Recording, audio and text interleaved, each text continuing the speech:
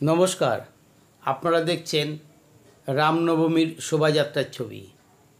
ভাটপাড়ার এই মিছিলে অংশ নিয়েছেন বিজেপি নেতা অর্জুন সিং। তার সঙ্গে রয়েছেন বিজেপির জেলা সভাপতি মনোজ ব্যানার্জি। মিছিলে উপচে পড়া রাম ভক্তদের ভিড়ের চাপে গোটা রাস্তা অবরুদ্ধ হয়ে গেছে। তাই যানবাহন চলাচল একেবারেই বন্ধ করে দেওয়া হয়েছে। রাস্তায় শুধু রাম ভক্তদের ভিড়, যতদূর চোখ যায় হাজারে হাজারে রাম ভক্ত।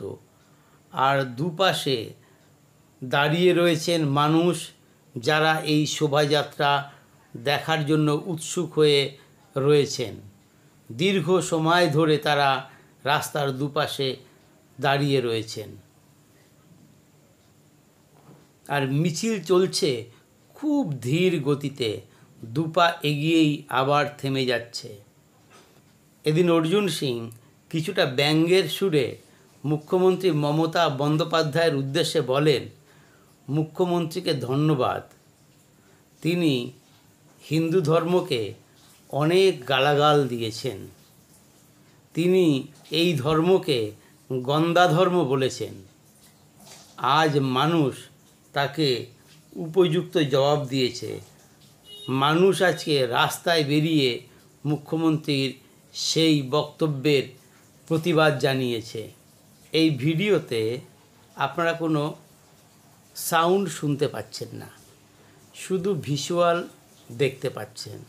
তার কারণ এই মিছিলে ডিজে বাজছে, এই বাজনা ইউটিউবে দেওয়া যায় না, তাই সাউন্ড বন্ধ করে দিয়ে শুধু ভিজুয়ালটা দেখানো হচ্ছে, যাতে আপনারা বুঝতে পারেন এই মিছিলের ব্যাপকতা।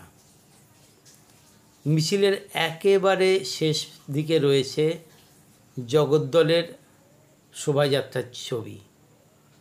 ভাটপাড়ার পাশেই জগদ্দলেও একই রকমভাবে ছিল উপচে পড়া ভিড়। সেখানেও পুরো রাস্তা চলে গিয়েছিল রাম ভক্তদের দখলে। না